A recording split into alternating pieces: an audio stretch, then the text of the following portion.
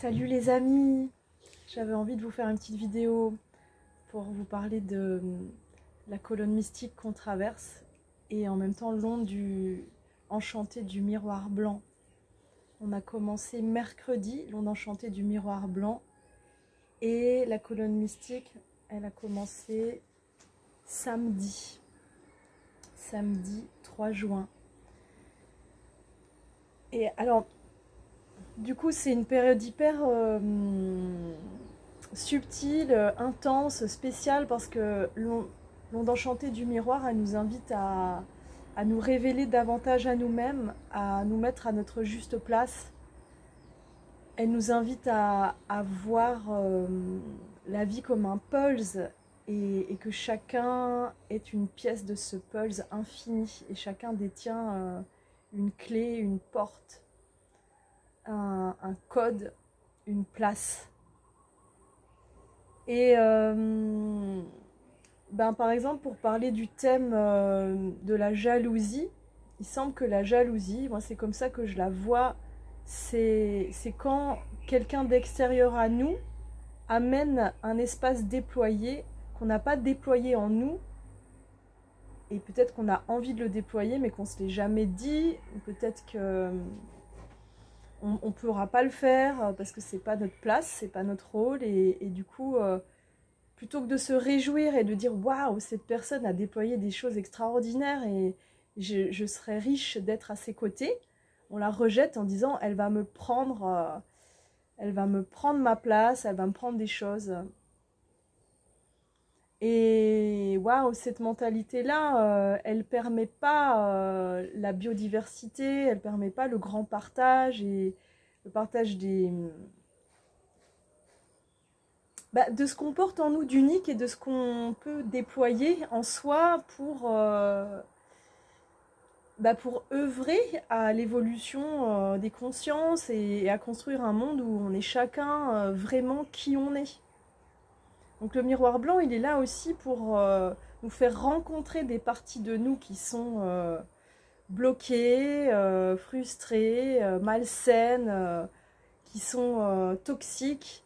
Et c'est pas forcément facile de se remettre en ordre. C'est ce que vient faire le miroir, de nous remettre en ordre. Et du coup, il va nous mettre un miroir devant nous et nous montrer comment on est.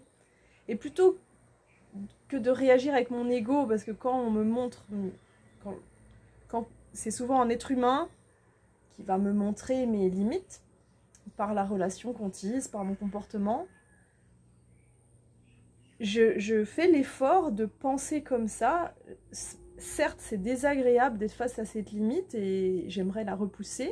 Et c'est désagréable de ressentir en moi un petit peu comme une poubelle ou quelque chose qui ne sert pas la vie, en fait. Quelque chose qui alourdit. Et donc, je fais l'effort de dire merci grâce à cette personne. Grâce à cette rencontre, grâce à ce partage, je suis face à une de mes limites et je vais pouvoir m'en libérer. Je vais pouvoir la libérer, je vais pouvoir aller au-delà. Et à chaque fois que quelque chose est désagréable, suscite en moi colère, tension, on aurait tendance à dire cette personne-là, je l'évite, je la veux pas dans mon réseau. Et moi, je fonctionne pas comme ça. Quand quelqu'un va me déranger, j'apprends à ressentir ce qui me dérange, à l'accepter, à l'accueillir en moi et finalement à dépasser le jugement qu'il y a avec ça. Finalement, c'est le jugement qui casse tout, quoi, qui empêche d'aller loin dans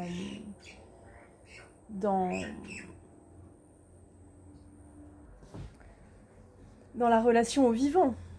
Il semble que l'espace, l'air qu'on respire, notre cœur qui bat, ce soit des éléments sauvages, en abondance, qui sont perpétuellement là pour accompagner nos vies, et que nous, les humains, on est de ce bois, en fait. On est là pour évoluer, découvrir, partager. Et donc ce miroir, il nous invite à déployer notre place et se réjouir que chacun prenne sa place. Donc je reviens à la définition de la reine. Pour moi, la reine, c'est celle qui s'honore et par sa présence, elle permet à chacune de s'honorer. C'est-à-dire que parce qu'elle est là, elle rappelle à toutes les femmes qu'elles sont des reines. On est toutes des reines. Il n'y en a pas une, plus ou moins, c'est juste une question de libération de peur et de blocage. Et donc le fait de vivre des événements inconfortables, ça nous permet de voir c'est quoi nos murs, nos cuirasses, et de s'en libérer. Et puis aussi, j'ai remarqué que la vie, elle m'amène sur mon chemin naturellement des personnes qui vont m'aimer sincèrement et que je vais aimer profondément. Et donc ces personnes-là, elles sont là pour nous révéler à nous-mêmes parce que c'est sans jugement ce qu'elles vont souligner.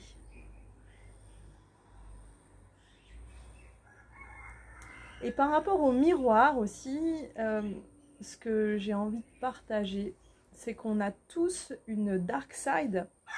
On a tous une part d'ombre, une part de nous qui a fait des expériences, qui a des pensées, qui sont sans lumière, parfois sans amour aussi, qui sont au plus profond de nous-mêmes et souvent refoulées. Et j'ai l'impression que cette dark side, si on la refoule pas, si on accueille en fait parfois des idées sombres qui viennent sans dire ah, c'est pas bien ce que je pense, mais qu'on accueille vraiment tout ce noir, et ben on peut lui permettre de lui donner sa juste place, c'est-à-dire de souligner la lumière, de souligner la flamme de bougie, de souligner cet élan, cette conscience que je vais déployer à chaque instant. Que pour être à ma place, la seule chose que moi je peux faire, j'ai l'impression au maximum, ou par quoi ça commence, c'est d'aiguiller ma pensée vers ce qu'il y a de plus élevé et d'accompagner mon corps vers cette pensée.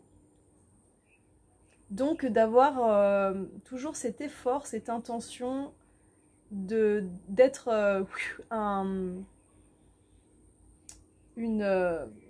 réservoir de solutions, d'être une énergie qui tend toujours la main à l'instant suivant avec sourire, amitié, joie.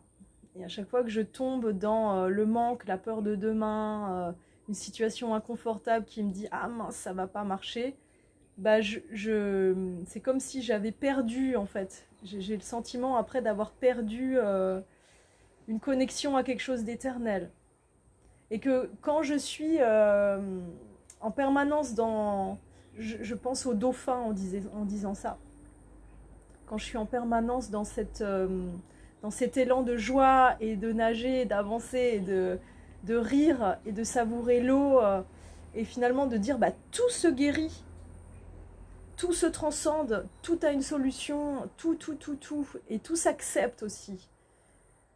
En fait, si on n'accepte pas, on ne peut pas faire avancer. Donc, bien sûr, il y a l'inacceptable, mais une fois qu'il est arrivé dans nos vies, si on ne l'accepte pas, c'est comme si on le gardait. Et donc, je reviens à cette dark side. La dark side, c'est voilà, toute cette douleur, tous ces viols qu'on a vécus, cet esclavage qu'on a dans nos veines. On se doit de lui donner une place divine. Et sa place divine, c'est, à mes yeux, c'est d'ancrer ma présence pour que ma présence puisse être forte dans sa lumière, dans ma flamme. En fait, c'est un petit peu comme ce qui va tenir le flambeau. Et donc, le courage que je déploie en ce moment, c'est d'accepter de ressentir la vie dans ma chair, de ne pas fuir. Donc, beaucoup pleurer. Et les pleurs me semblent fondamentales pour que je puisse guérir, avancer, transcender, continuer à évoluer sans la haine, la violence, la crispation, voilà, pour dépasser mes frustrations, pour dépasser mes doutes, mes peurs, mes incompréhensions.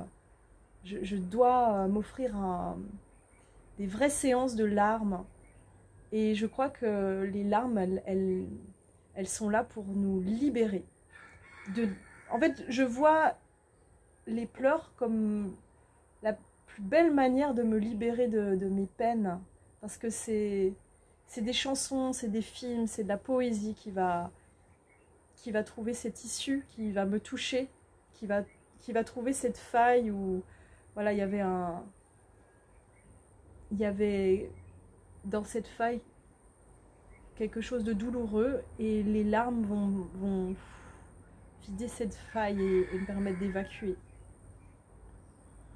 Voilà, c'est une invitation à pleurer. Voilà. En fait, si j'arrive à garder le smile, c'est vraiment parce que je m'autorise à pleurer vraiment, quoi. Et aussi, on est dans la colonne mystique pendant 20 jours, et cette colonne mystique, elle est la moelle épinière du temps, c'est le milieu du Tzolk'in. C'est le cœur du bambou, c'est le vide qui permet à la vie de danser. Donc on est dans un axe de résonance, de temps, qui nous invite à se laisser traverser par la vie, à dire oui et se laisser traverser sans essayer de contrôler, juste d'avoir la maîtrise de ce oui. Et oui, je ressens, oui, je suis traversée, oui, il y a ça. Et puis Ho'oponopono. Pardon, merci, je t'aime, et on avance. Et puis l'effort d'aller toujours chercher les plus belles pensées en moi, elles permettent de pouvoir raisonner avec ce que je porte au plus profond de moi. Je vais permettre à ma vie de le manifester, de me l'amener, je vais devenir magnétique et attirer à moi ce que je pense, ce que j'imagine, ce que je vibre. Alors voilà, je regarde l'eau, je regarde la peau de l'eau et le soleil qui danse dedans. Et ça me nourrit beaucoup. Je me dis que l'océan, il clignote, il vibre de tout ce que le soleil nous envoie, et c'est juste extraordinaire le bien que ça me fait. Et toutes les couleurs et toutes les nuances. Et qu'est-ce qui résonne avec ça? C'est immense, c'est infini, ça m'amène dans un état d'éternité. Et par rapport aux relations qu'on peut tisser entre nous les humains, j'ai soif qu'on se câble à des relations qui abandonnent tout genre de possessivité, mais qu'on s'ancre comme dans cette colonne mystique à maintenant je ressens, je vibre ça dans cette relation, et je retiens rien de mon ressenti.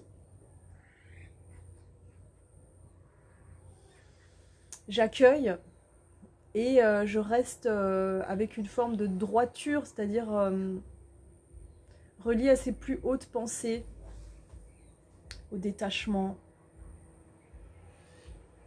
Comment aimer fort sans jamais souffrir? J'ai l'impression que le challenge, c'est de toujours